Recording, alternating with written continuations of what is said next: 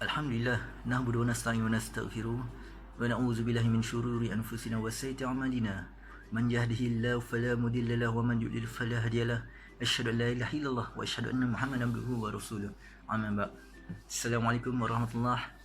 Hai. Apa khabar adik-adik semua? Ustaz doakan semoga semua anak-anak super genius berada dalam keadaan sihat walafiat insya-Allah. So, macam mana? Seronok tak duduk rumah? Hari ni dah hari ketiga kalau tak silap Ustaz. Kita duduk dalam rumah tak boleh keluar ni. Seronok? Happy dapat main semua sepuas-puasnya kat rumah ni? Ke dah mula bosan sebab dah habis semua mainan? Bawa keluar dah habis semua mainan main dalam rumah ni. Dah tak ada mainan dah nak main ni. Dah mula hatinya dah mula rasa macam nak keluar je ni, nak jumpa kawan-kawan, nak main kat padang, nak pergi jalan-jalan, nak pergi shopping mall. Tapi ada 11 hari lagi. Allahu Akbar. Lamanya 11 hari. Masya Allah, apa nak buat ni? Apa? Adik-adik tahu tak? Sebenarnya untuk waktu sekarang ni, kalau kita duduk rumah, maksud Ustaz duduk rumah, tak keluar, tak buat apa-apa, duduk diam, tak bergerak, pun adik-adik dapat pahala. Iya, sungguh. Ustaz tak menipu. Macam mana? Macam mana kita duduk diam, tak bergerak, tapi dapat pahala? Ustaz terangkan, insyaAllah. Yang pertama, adik-adik tak? Sekarang ni kita berada pada satu situasi yang kita dilanda wabak corona. Satu penyakit, satu virus nama dia corona. Dia bukan melanda Malaysia, dia melanda satu dunia. Yes, wabak ni bahaya, virus ni bahaya. Dia boleh menyebabkan kematian. Dekat Malaysia saja dah ada 10 orang meninggal sebab wabak ni. Inna lillahi wa inna ilaihi raji'un. Semoga Allah ampunkan dosa-dosa mereka semua. Apa kaitan wabak ni kita duduk rumah dan dapat pahala? Ni cerita dia, satu cerita. Pada zaman Sayyidina Umar, waktu tu Sayyidina Umar radhiyallahu anhu, dia nak pergi ke Syam. So, waktu dia dalam perjalanan nak ke Syam, sampai di satu kawasan, ada seorang beritahu dia, "Ya Umar, dekat Syam tu ada satu wabak. Tengah dilanda wabak ta'un nama dia." Yes, ta'un adalah penyakit, kalau dia nak tahu. Penyakit ni pun boleh buat mati, dia boleh berjangkit. So, Sayyidina Umar ni dia jadi fikir sekejap, nak pergi ke tak nak? Nak pergi ke tak nak? Sebab ada wabak ni, ada penyakit ni yang boleh menyebabkan kematian. Maka dia bermusyarat. Dia musyarat dulu dengan sahabat-sahabat yang lain. Mula-mula sekali, dia panggil orang-orang muhajirin. Dia panggil orang-orang muhajirin yang berhijrah daripada kota Mekah ke kota Madinah. Dia bincang macam mana? Nak teruskan ke? Nak patah balik? Dan kat situ, ada setengah cakap, kita pergi je, kita dah keluar ni, takkan nak patah balik kan? Just pergi je, no problem, insyaAllah. Setengah pula cakap, oh tak boleh, bahaya. Sebabnya yang berada dalam kumpulan ni adalah nyawa orang ramai. Lagipun ada di kalangan kami ni sahabat-sahabat Nabi, orang-orang yang mulia. Kalau pergi membahayakan nyawa mereka ni semua, tak boleh, kita patah balik. So, tak ada keputusan. Okay, maka Sayyidina Umar, dia panggil grup lain pula, dia panggil kumpulan Ansar. Pun dia buat mesyuarat. Jawapan pun sama, ada yang setuju, ada yang tak setuju. Kemudian Sayyidina Umar pun dia panggil satu kumpulan lagi, iaitu ketua-ketua kaum Quraisy yang mana sama-sama berhijrah waktu peristiwa Fathul Mekah, pembukaan kota Mekah. Dia buat meeting, masih tak ada jawapan.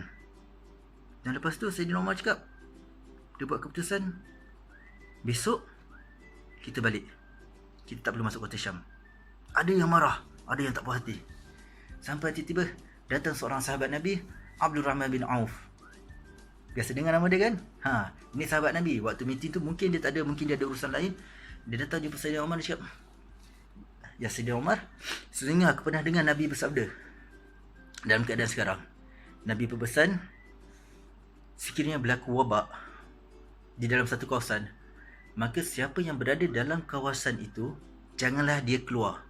Makna Nabi cakap, kalau satu negara, satu kampung tu ada wabak, ada penyakit yang boleh berjangkit, orang-orang dalam kampung tu tak boleh keluar. Duduk dalam kampung tu dia diam. Dan siapa yang ada di luar kampung tu tak boleh masuk dalam. Nabi pesan. Kenapa? Sebab Nabi tak nak wabak tu makin menular. Maksudnya yang dalam kampung tu dah ada wabak, duduk dan diam. Kalau dia keluar seorang dua orang, makna dia akan bawa sama wabak tu, akan berjangkit kepada orang-orang lain, kampung-kampung lain. Sebab tu Nabi tak bagi.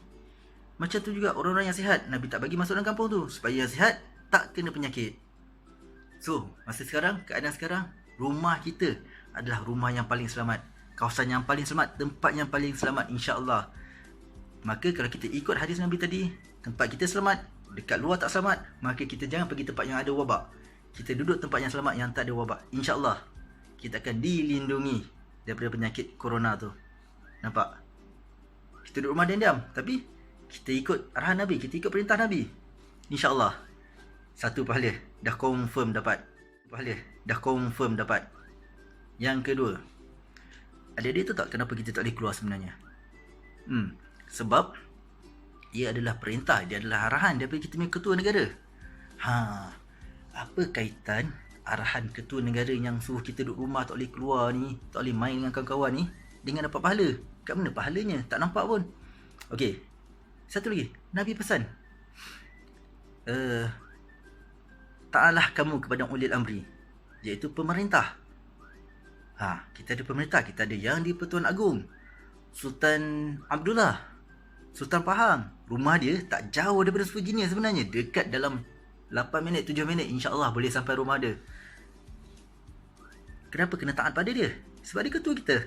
Dan Nabi pesan suruh taat pada dia. Sahabat tanya, "Ya Rasulullah, macam mana?" Ni sahabat tanya tahu zaman Nabi dulu, macam mana nanti kalau pemerintah kita tu daripada orang-orang yang zalim? Nabi cakap, taat. Kalau dia ambil harta kami dengan paksaan, Nabi cakap, taat. Kalau dia pukul belakang kami, Nabi cakap, taat.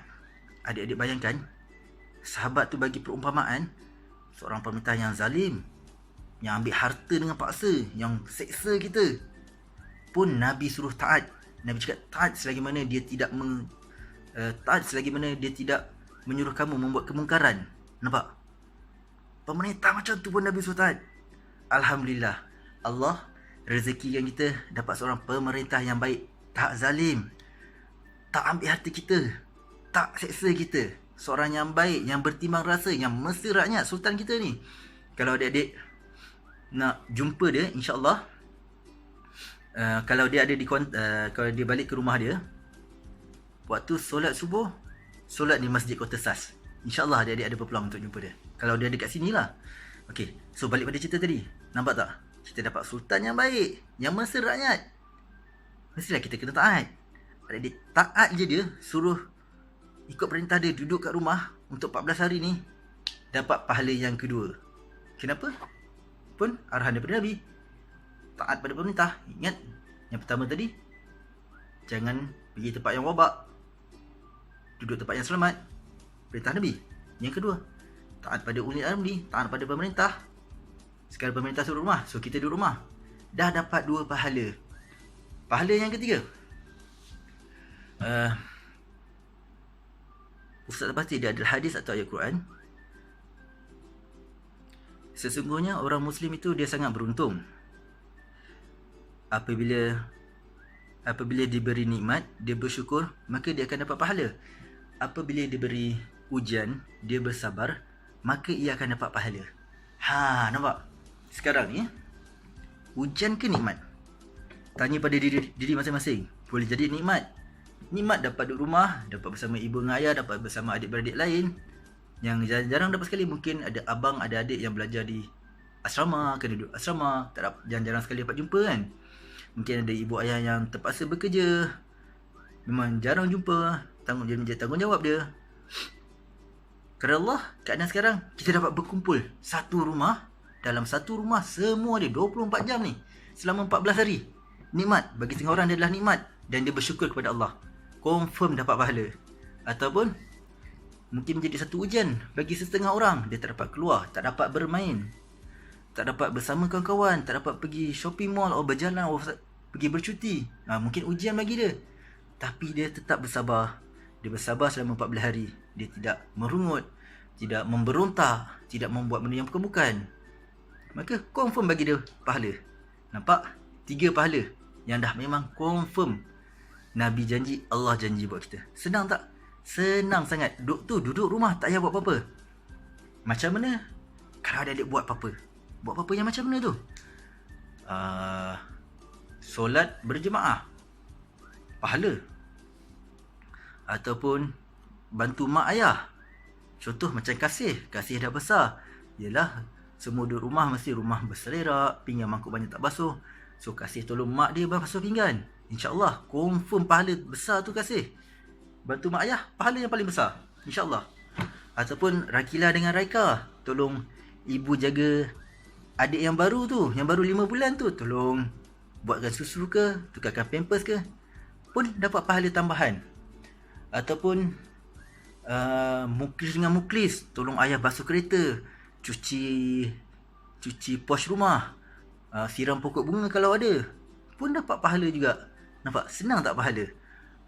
Sebenarnya untuk 14 hari ni kita tak boleh keluar ni, sebenarnya kita boleh ambil ni sebagai satu peluang Allah nak bagi kita dapat pahala free. Tak buat apa-apa pun dapat pahala. Nak bonus sikit, kita usaha sikit je pun dapat pahala ekstra. Okey, mungkin tu je untuk setakat ni. InsyaAllah nanti Ustaz akan berkongsi lagi apa-apa yang patut, ataupun bercerita kisah-kisah Nabi. Hari tu Ustaz ada cerita pasal kisah-kisah Nabi yang buat Nabi ketawa. Kan seronok dengar kan? Nabi kita pun ketawa, happy, enjoy. Kita pun kena macam Nabi juga, happy, enjoy. Jangan stress-stress. InsyaAllah kita berjumpa lagi nanti. Assalamualaikum warahmatullahi